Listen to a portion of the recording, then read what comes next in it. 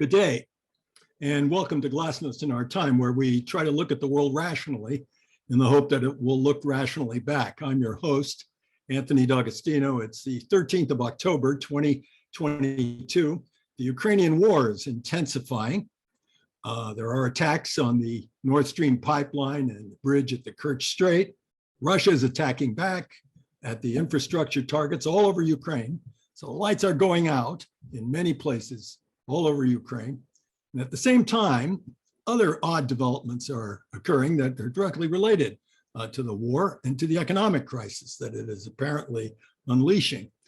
Saudi Arabia looks like planning a new oil shock along with Russia. And the Emirates are talking about peace, possible peace talks in Ukraine. The idea is starting to emerge that the Gulf monarchies may use the oil card to persuade Biden to move toward peace talks on Ukraine. An interesting development. Some voices are calling for peace feelers. Rose Gottemuller, former NATO Deputy Secretary General, says that NATO leaders are not at all enthusiastic about this war and about further escalation, and the time has come to begin some kind of peace talks. Some other voices are saying that we need to better understand what Russia is thinking. And one of the most articulate of these has been Gordon Hahn. He's a historian of the Gorbachev period and a consultant on international security matters, and the author of several books about Russia and about Russia's relations with Islam.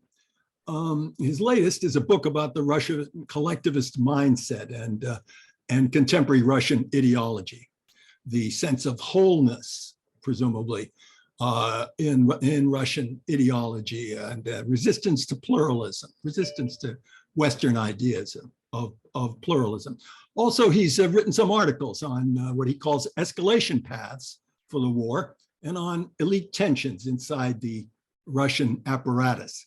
So we want to ask him all about all of these things. So welcome to Glasnost, Gordon Hahn. Thank you very much. Thanks for inviting me. So I wanted to talk to you about a number of those things, but actually I have a specific query that I might ask you just to kick things off. It has to do with the perception of what Russia's up against, the Russian perception of what they're up against. So frequently you see in the press that they say the West argues this, the West says that, Russia is up against something called the West. Right. Is there a West? Is there a united West, or are there just a number of different countries who've ended up one way or another in opposition to Russia now, and whose own particular national perspectives have to be taken into account? Is there such a thing as a united West that Russia is up against? In the Russian view, there's they keep using the term now, the collective West. And the meaning basically NATO and NATO countries, and the essential idea within that idea is the idea that the European states are not really sovereign, that they're beholden to U.S. power, despite the additional Russian view that U.S. power is in decline, and they argue that the United States is actually being more insistent that Europe toe the American line, because in Washington it's understood, or there are fears that U.S. hegemony in the unipolar world and the lone superpower after the Cold War, that era is finished. If you're asking me whether there is something, whether this is an accurate representation of what's going on, well, to some extent it is. I mean, there is this bloc called NATO. And NATO is the leadership and various leaders in NATO at the time of the during Gorbachev's perestroika and after the collapse of the Berlin Wall and so forth, promised that they would not expand NATO 1 inch beyond the borders of the United Germany. And gradually over time, we continued expanding. We broke that promise.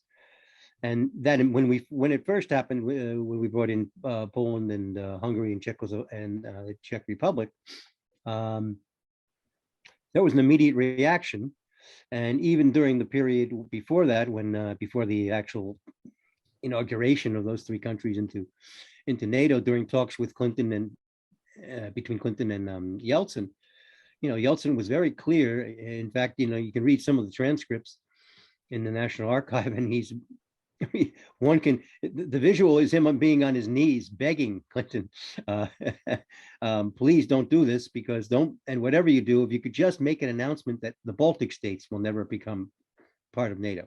You can expand elsewhere, but if you would just make that statement, it would help a little bit. But either way, if you expand NATO, it's going to weaken the democratic element, liberal element. The Republican element really is a better name, because we don't have any democratic societies. We have Republican representative societies in the West. It would weaken the democratic Republican support in Russia, and undo reforms and undo cooperation with the West, and that is precisely what happened. And there's a long history of that step by step, with each additional move towards expansion or move connected to NATO expansion. There's additional escalation in the conflict, and that led to a reauthoritarianization of Russia and what we have today, which is an increasingly very anti-Western Russia. In my view, it's something that didn't have to be, but here we are. With millions and millions of Russians living in all these sovereign countries, how could Russia look after Russia? Nobody said anything when Yeltsin talked that way at the time. Everyone was supporting Yeltsin, but that is the whole problem. How could any Russian leader have piped up and said, we don't care about all these Russians that are left in all of these component states component to the Soviet Union? Yeah, it was virtually impossible, and given Russian history, it was virtually impossible. That I can't imagine any Russian leader who would not be opposed to world history's greatest, strongest military bloc approaching Russia's border. And then when you add in the fact that were sort of lost Russian communities in these post-Soviet states that could be under threat as a result of local nationalism in the newly independent states, post-Soviet states. It's an explosive mix, and we saw this happen. And unfortunately, there was a tendency in the West to use local nationalism, not necessarily fascism, though fascism in some cases too, as a way of getting the populace to have the country have a majority of the population supporting entry into NATO. And they encouraged, for example, in Ukraine, people who were supporting the rehabilitation of Stepan Bandera and the Ukrainian Partisan Army and the OUN and so forth. And so, yes, that this is a very, very explosive mix, and it's why we should have never begun expansion of NATO. And the other problem is that once we began to couple color revolutions or democratization, democracy promotion, whatever you want to call it, with NATO expansion, we essentially militarized democracy promotion. And for Russia, that again is a problem because of its history, because ever since the Smuta, the time of troubles in the early 17th century, late 16th century, early 17th century, Russia's been very ill at ease with Western powers interfering in domestic politics, intervening militarily, or actually invading Russia. And this is deeply rooted in Russia's culture. There's I argued in a recent book that there's a security vigilance culture in Russia that at times usually is the dominant strain in Russian political culture. But during periods of liberalization and rapprochement with the West, it becomes recessive. And that's exactly what perestroika was. Perestroika was a period when I remember when I went to the Soviet Union during perestroika period, and just everybody loved Americans because of the rapprochement between first Gorbachev and Reagan, and then the continuing under Bush. And so when we began to expand NATO, we sort of kicked in again that what had become a recessive strain, the security vigilance norm, into high gear again, and it became dominant again. And over the last 25 years, it's become more and more dominant as NATO moves closer and problems arise in the post-Soviet states. And it was really inevitable. In my view, it was inevitable. If we expanded NATO, that this would be the result. You've made this point in your writings very sharply. That there is this reflex on the part of Russia. I wonder myself, though, how different this is. Well, no doubt it is different, but I wonder to what degree it's so different from the security reflex of really any great power, any country that is big enough to have ever had any quarrels with its neighbors. Right. There is a kind of a security reflex of the same type, speaking in a very, very general sense. Right. And the other thought that maybe we didn't cook this whole thing, and maybe it was all natural. There's a good deal of argumentation in the West that makes this argument. In the West, in the United States, that makes this argument, and very articulately, that it was quite natural for Poland to arise and to entertain pretensions to be a great power. Quite natural, given the premise that the Soviet Union is going to collapse. So that event was so extraordinary that a whole series of things were set in train that can hardly be denied. And really, you can't blame it on policy exactly. It's just sort of inevitable. Of course, this point of view argues now that we have to more or less go along with that trend. And what is the trend? It's sort of rising inter mariam. It's sort of some kind of revival of the Pilsudski worldview of the of the 30s, with a big block between the Baltic and Black Seas. Do you see it that way? Is that a kind of a trend sort of dictated by history? Well, to some extent, it's dictated by history, sure. But of course, there are dissidents in that. Right now, the Hungarians, at least, are not ready to comply to anything like that, nor are the Serbians. Hungarians are interested in subcarpathian Ruthenia. They'd like to tear that away from Ukraine. Russians would love to make a deal with Hungary over that. Yeah. And now the Poles, of course, have raised the idea of reparations with Germany over World War II. This is extraordinary. So we have a whole unleashing of nationalism again in a place where, whenever it does raise its ugly head, not just nationalism in the sense of patriotism, but a nationalism that rather than having pride in one's own country is antagonistic towards another. That's the key element, So, and you can make the argument that this is what's also emerging in Russia, right? That Russia's focus is one difference between the sort of Russian security vigilance norm and the typical great power security concern is that the Russians is focused almost entirely on the West.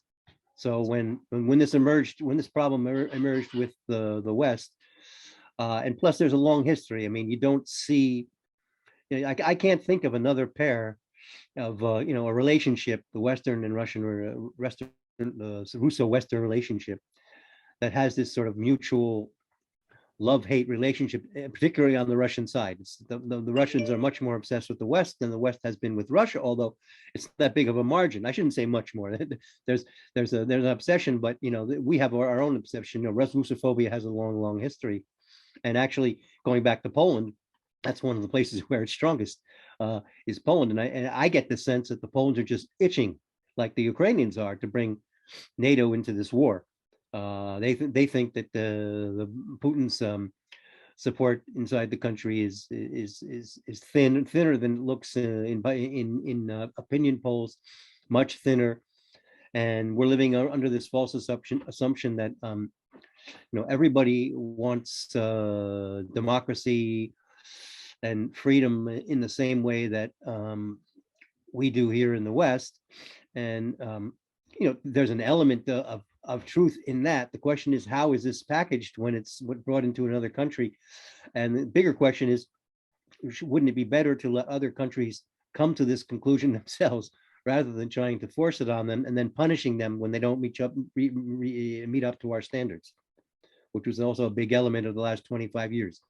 And the Russians, of course, have a very strong sense of honor, and that sense of honor is very much your colleague, former colleague at San Francisco State University, Andrei Tsigankov, wrote a very good book about this, or a chapter, I think, about Russia in a larger book, as I recall. And in the case of Russia, that sense of honor in dealing with foreign powers, again, is particularly related to the West because of the past history going back to the Poles, Napoleon, Hitler, and so forth. And so, yeah, it's a very difficult situation. And this idea of an intermarium question for me is, how would that fold into NATO, or wouldn't it? I mean, could that be one lever, which probably would be even more dangerous situation than the one we have now? If that Well, it's this 3Cs initiatives that is going to build all sorts of infrastructure in the countries between Germany and Russia. And it's going to be basically a Polish sphere of influence. There was a book written in the 30s by a guy named Adolf Piński about Poland in between Russia and Germany. It's still in print, by the way. Right. And in the end, he says we need to have a Monroevsky doctrine. But he says both countries, both Russia and Germany, have to be defeated. And which one should be defeated first? He says. And at the end, he says maybe the Russians. So he advocated, as did Pilsudski, making common cause with Nazi Germany. Right. And this, of course, is absolute madness. And in some sense, it isn't madness in a Polish perspective. I mean, it's not. No, this is a for them, completely it's very different different. country from, and they have their own specific problems and should be understood. Right. And, in fact, I think sympathetically, but, they're not American. Right. American perspectives. Right. And it's highly unlikely that they could construct this without provoking conflict before the project was actually finished. In my view, I don't see the prospects, especially now, if the idea is to build this huge infrastructure between the seas, the intermarium, with the situation now with the economy collapsing everywhere in Europe. I don't know where the funding, they expect the funding to come from. So it doesn't seem to be a very realistic thing. Where there's a will, there's a way, don't you think? The funds will be come up with. The question is whether there's a strategic imperative for it. Right. Well, maybe if there's support in Washington, which Washington could use, I suppose, playing on the old idea of balancing in Europe and so forth. Perhaps somebody in Washington has come to the conclusion that the Germans just aren't up to it, and we're going to replace the Germans with the Poles. Of course, in that case, at some point, the Germans and the French, of course, would probably take great offense to this, and even maybe perhaps the Brits, although the Brits are now somewhat attenuated relationship with Europe, having left the EU, but still, you would think that this would cause consternation in Paris and Berlin, and this would weaken NATO. Yeah. And so what is the idea here? To split NATO and to create this more aggressive bloc in the East? I know it's not, there's a history of German-Russian antagonism, of course, the world wars, but there also is a strain of cooperation, the Rapallo, what you might call a Rapallo. Right. After World War One, yes. German and Russian relations.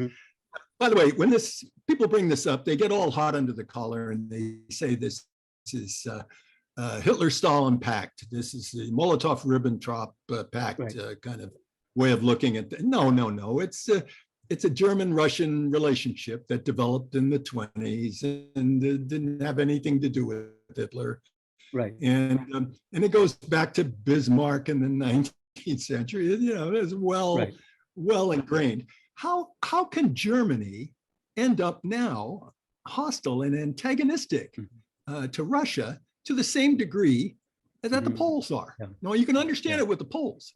but with the Germans, especially after their experience. Yeah, the Germans don't have that Russophobic, and in Russia too, right? Russian philosophers Yes. read the German philosophy Real and read fun- German fun literature and so forth and so on.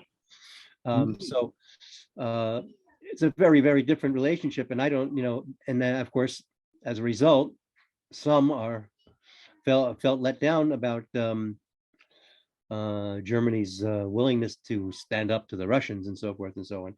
And when, whether this is the genesis of the destruction of the Nord Stream 1 and 2 is hard to tell. Whether, I mean, if I had to pick someone who was behind this, I would have to say the United States and the Poles, but who knows? Well, Boris Johnson was very enthusiastic about it. And there's this idea of a global Britain. And, Right, the right. British have these alliances with special separate relationships with Sweden, Japan, Right. Poland, and there were separate European interests. There are a lot of people, especially on the left, I've got to say, I always run into these arguments with my friends on the left Mhm. that, maybe it'll be a good thing when the United States is less strong and less dominant, and the world becomes more pluralistic. And, Putin talks this way, and the world will become more pluralistic and everything. The idea is that we'll all get along. I think it's the opposite. Mhm, mhm. The stronger the United States is, the more hegemonic it is, the more peaceful the world would be. You would think, at least in terms of relations. Let me put it this way: at least in terms of relations among big powers. Mhm. Well, the problem, I think, you must think this is all wet. well, that's kind of a problem with this because the Chinese are emerging as an alternative, alternative superpower, and they have Russia, which is, one could say, a potential superpower and is a great power on their side. The Indians are not playing ball with the democratic collective West. Saudi Arabia just told us where we can put our our higher gas prices. What are they thinking Mhm. in Saudi Arabia Mhm. with Well, the idea that they can get along without the United States? Right. This is really a departure. Right. Yeah. And the United Arab Emirates also, who Yes. went on a peace mission. They go along with the Saudis. Yeah. Well, I think they must be concerned that this instability could at some point do damage to their own economies, especially Saudi Arabia, which is trying to make some minimal reforms, and the United Arab Emirates, which is a unique case.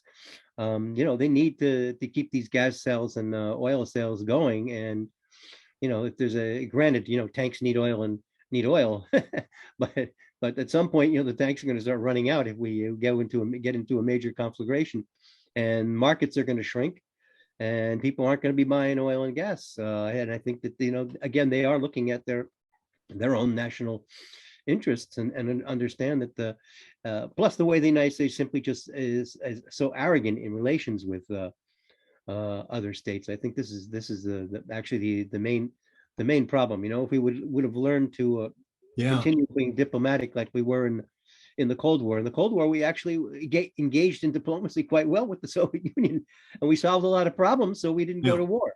And now we're doing, what's astonishing about this whole thing is to see, the world edging, beginning really with I guess this problem concentrated begins sort of with the Minsk thing, right? When the Minsk agreement was signed, and there was no impetus, there was no apparent enthusiasm in Kiev to fulfill a lot of the obligations under Minsk.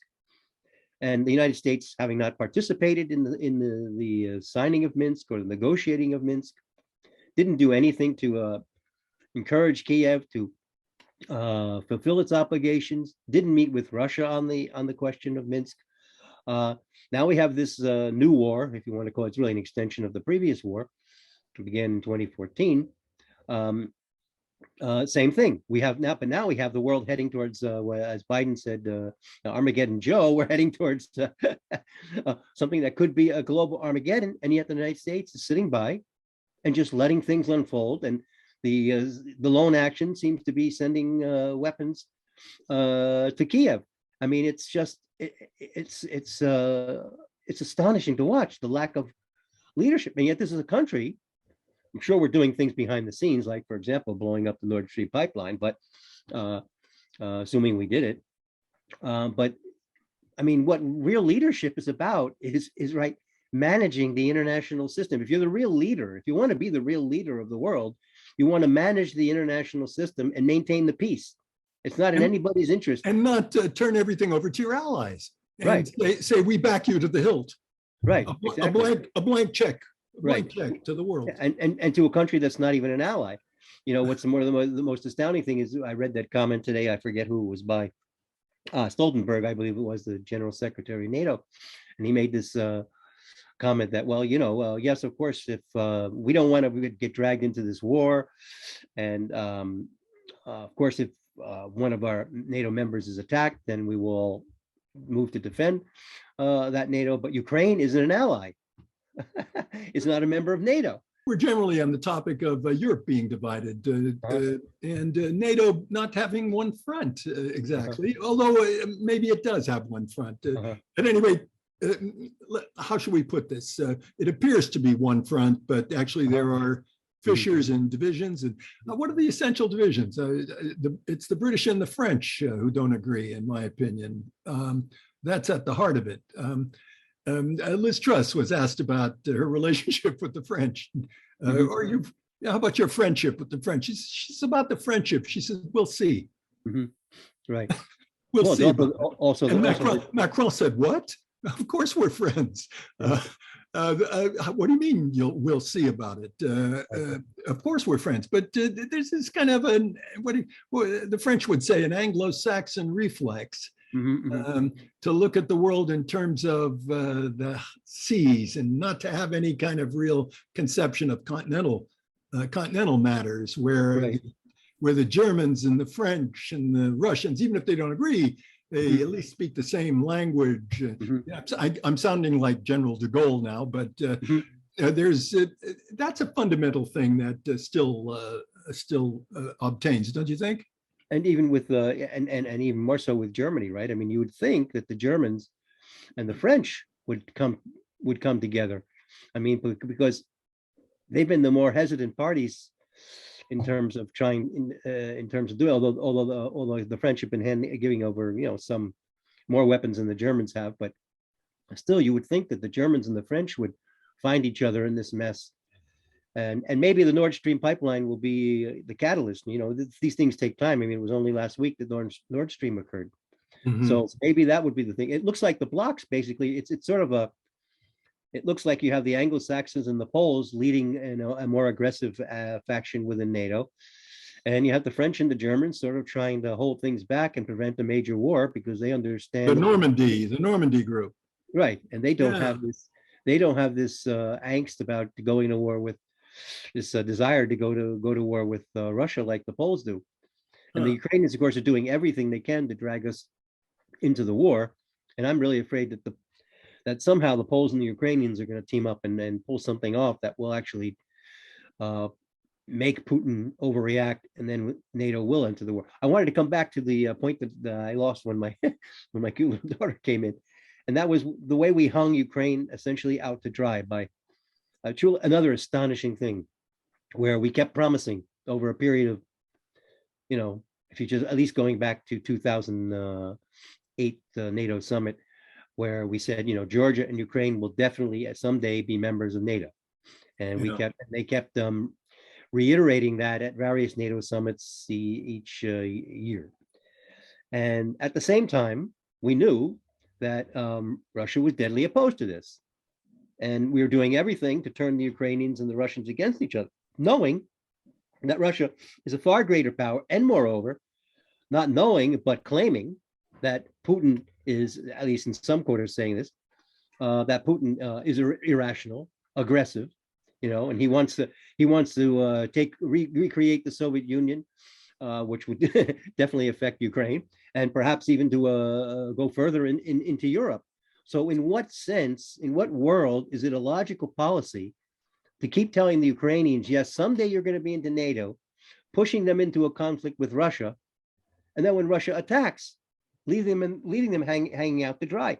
I mean, I'm not recommending that NATO get involved, but this should have been foreseen long ago, that at some point Putin might react in a way that we did not expect, or some expected, right? They've been making this argument that he's aggressive and so forth and so on. So in what logic, what sane world does one then push Ukraine into this conflict with Russia, with the ethnic problem in the east, in the southeast, the ethnic Russian-Ukraine problem? It's madness. It's absolute madness when you look at this policy, absolute madness. And the Russians for 20 years reiterating over and over again, they're opposed to NATO expansion. And, American officials making the comment that this is just a bluff. They don't care about NATO expansion. They're just using that. Michael McFaul has made this statement, and many other people. It really is. It's almost as if the entire American elite looks at Russians and never believes anything they say. There's nothing that the Russians can say that is true. And therefore they can manipulate everything the Russians say or ignore it, right? You can just look and say, okay, they're against NATO expansion. No, they're not. They're just talking about it. They're trying to use NATO expansion. So we're going to continue. We're going to continue expanding NATO, even if they don't like it, because they don't really not like it. Well, they don't care. Who's afraid of Russia? Right. Yeah, that was the other thing. I think we got into the habit of looking at Russia in the post-Cold War era as deadly weakened after the collapse of the Soviet Union, which in the 90s they certainly were, in the mid 90s and late 90s. But they began to get back on their feet in the 2000s. And any strategic thinker would have understood that Russia, again, is going to be a great power. It may have, their legs may have been shaking and so forth in the 90s, but it was quite clear that eventually, some way they would come along, get organized, because of their enormous resources. They're very creative people. Sometimes they don't use their creativity to the best ends. Sometimes they do. And there was just inevitable that Russia would be back in some way, in some fashion. Unfortunately, the least friendly or less friendly Russia emerged as a result of this NATO expansion. Now, other things, the color revolutions and the often insulting rhetoric coming from people, like Obama say, insulting Putin, saying, he looks like a lost child sitting in the back of a classroom and stuff. I mean, this is just childish. This isn't diplomacy. This is children arguing on the playground.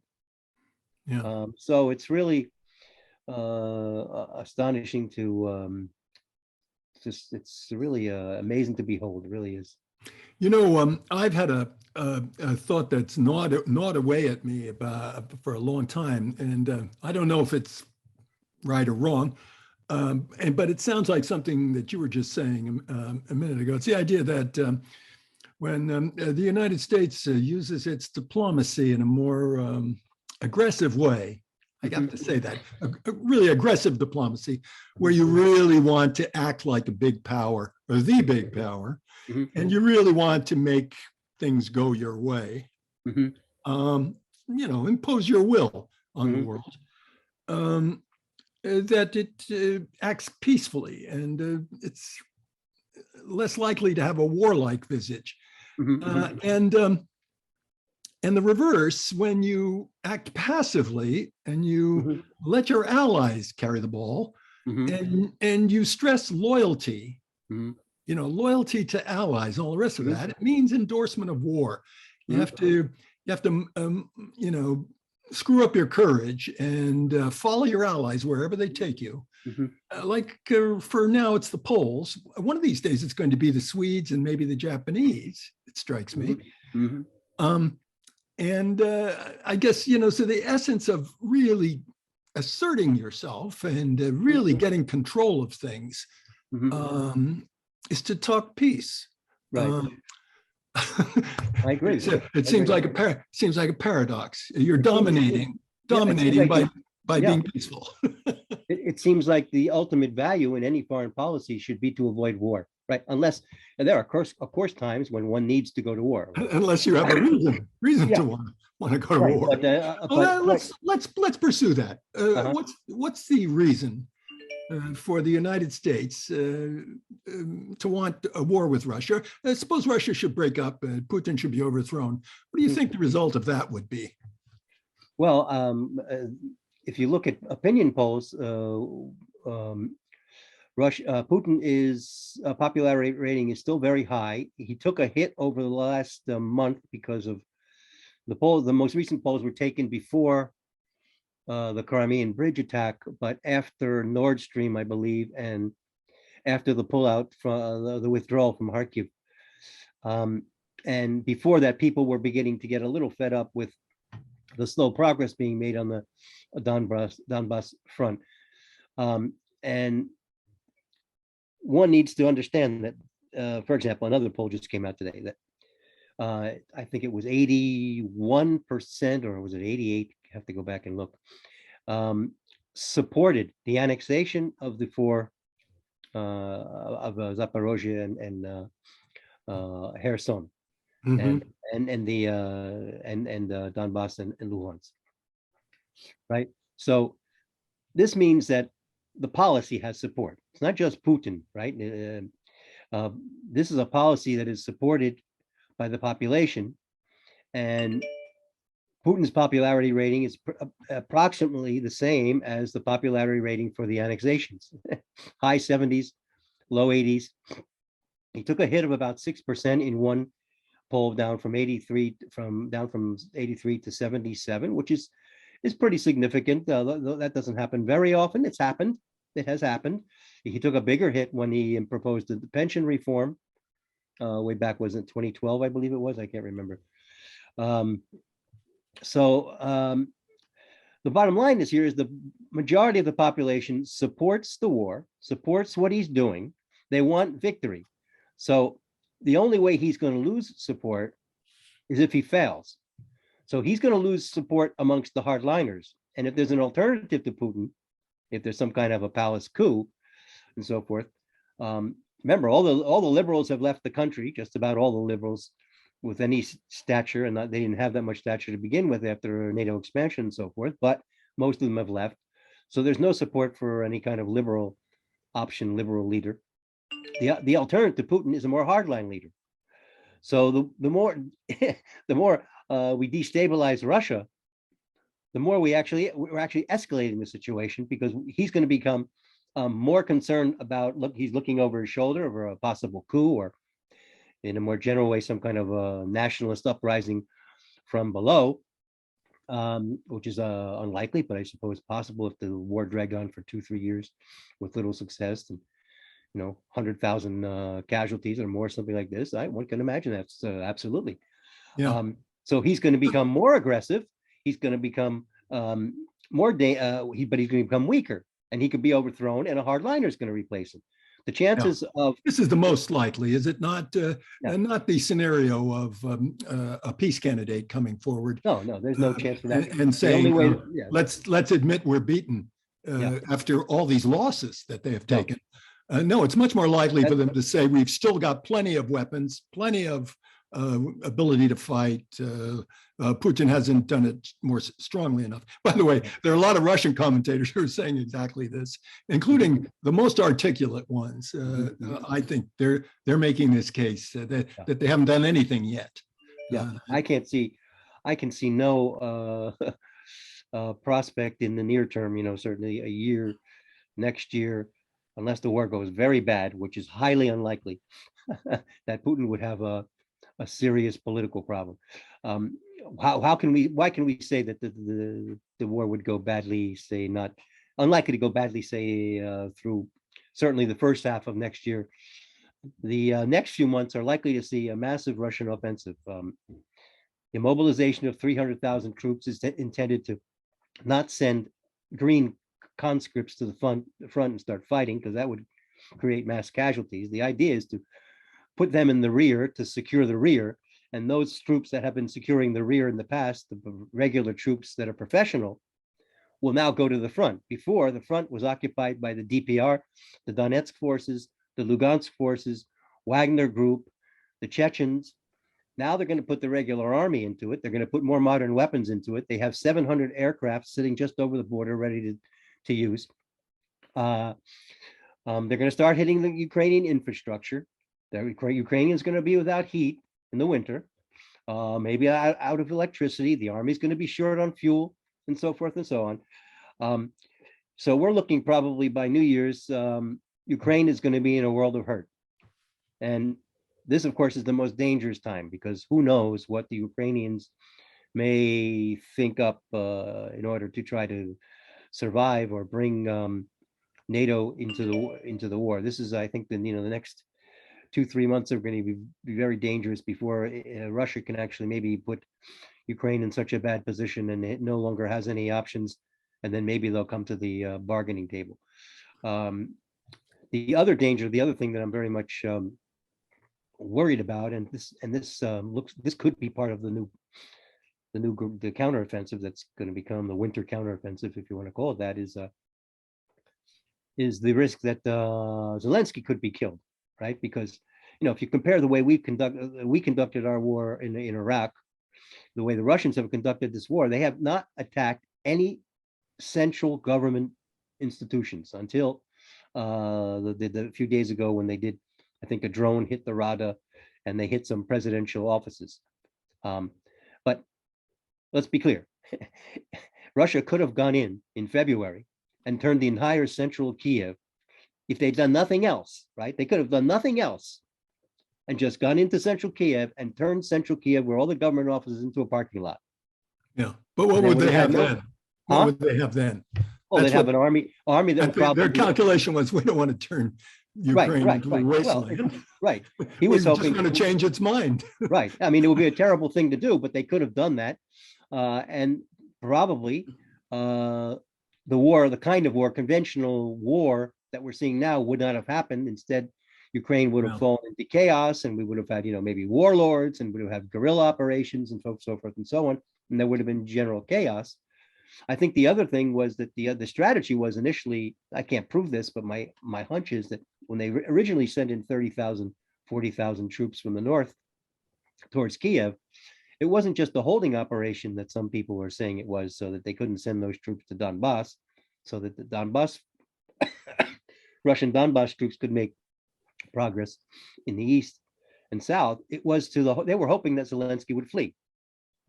And when Zelensky didn't flee, that foiled the plan, and those troops were hung out to dry, and then they were subject to attack and so forth. But I think that was the plan.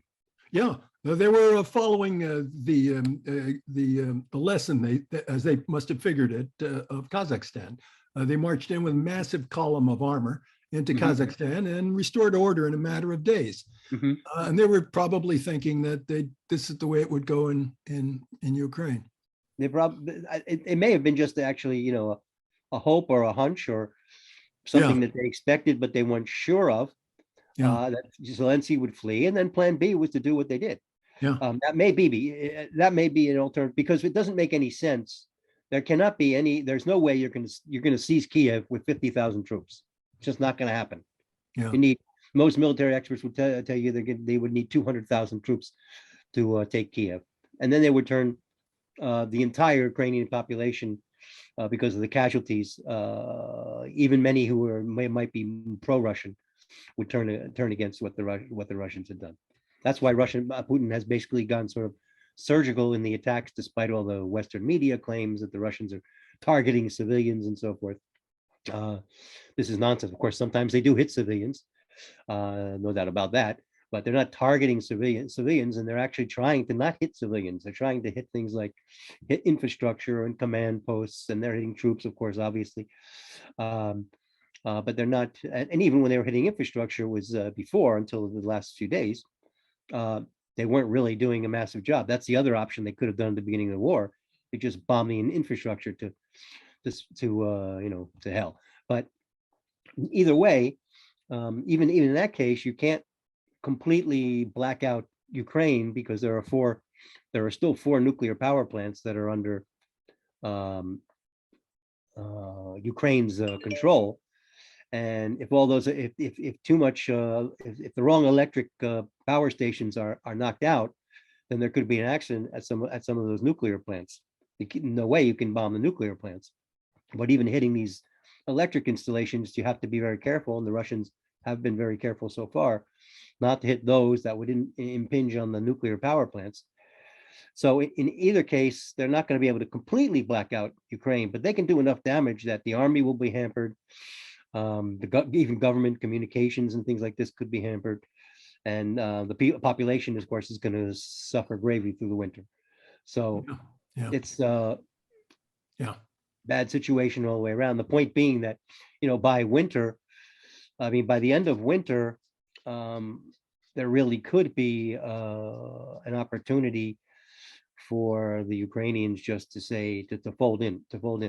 Now, it may be, I'm hoping that when they have this November meeting of the G20, that someone in Ukraine is looking ahead and sees what's about to happen and understands, despite the promise of the West now to increase the air defense support to Ukraine and so forth and so on. Even Milley said that it's going to take months for that to take hold. There just seems to be, it should be obvious that just over the horizon there is a major military disaster in front of the Ukrainian army, and that the G20 now, there are some rumors, right, that Biden might meet with Putin, and that the Prince of the United Arab Emirates is going to try to facilitate something. And even at the one sign that the Russians might be, I think they would be open to having a Biden-Putin meeting at the G20 summit.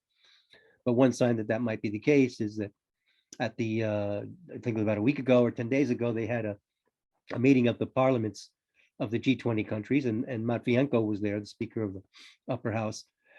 And she offered at the talks to meet with the Ukrainian representative. She said, let's begin talks right now. And now they didn't take up the offer, but that certainly indicates that there's a willingness. Matvienko would not do that on her own. There's no way she would do that on her own. So that is another sign that, Putin is willing to talk. Which is in some ways kind of surprising that he's, it could be that he also looks, over the horizon, and even if they get a military victory, through the winter and they gain the upper hand, he's actually now stuck in a quagmire, right? And, okay, so he can get a lot of military victories, destroy large parts of the Ukrainian army, but the next step is for them to just go into partisan warfare and terrorism of the kind we've seen. And with the West supporting that, it could remain very, very ugly for many, many, many years. Even if Russia was somehow capable of occupying all Kiev, which all Ukraine, which I seriously doubt. In fact, occupying Kiev would be a major leap. The thing would drag on for years. So I think Putin must be understanding this, that he also wants a way out, but he probably does not want a way out. It doesn't want the time the talks unless he's got a major upper hand on the battlefield. If he's got a major upper hand on the battlefield, then he can more or less dictate conditions. Maybe he'd be willing to go make some compromises on some issues about, survival of a Ukrainian state, maybe a minimal army. Maybe he'd back off on the denazification thing, because when they had those prisoner exchanges about a month ago, they gave away all these Nazi, neo-Nazi leaders that supposedly are such a threat, which they are potentially a threat, though not all that numerous, but they're much more numerous than most other countries, and they're more armed, and they have greater influence inside the state apparatus than in most other countries. So he must be seeing that, he's in a difficult situation too, and he needs to get out too. Question is under what conditions and so forth. Well, This is very interesting stuff, and it's just a shame that you and I aren't sitting in a room with Joe Biden and kicking this around with Jake Sullivan in one part of the room, and Anthony Blinken there, and all of us talking about these things. It's too bad. I don't think they would deign to meet with dissidents. No, but we could have a lovely conversation. But anyhow, we're daydreaming, and this has been an interesting thing with us. Great fun to talk with you about all these things. I hate to say fun. I hate to say that it's fun to talk about these grave matters. Interesting. But this has been a very interesting discussion. I think we could probably, these issues are such that we could probably go on and on for hours. But we have to conclude. So thanks again to Gordon Hahn for an illuminating discussion. And I have to say goodbye. We have to say goodbye until next time, when we will continue to ask the question, we've tried everything else. Why don't we try thinking about it?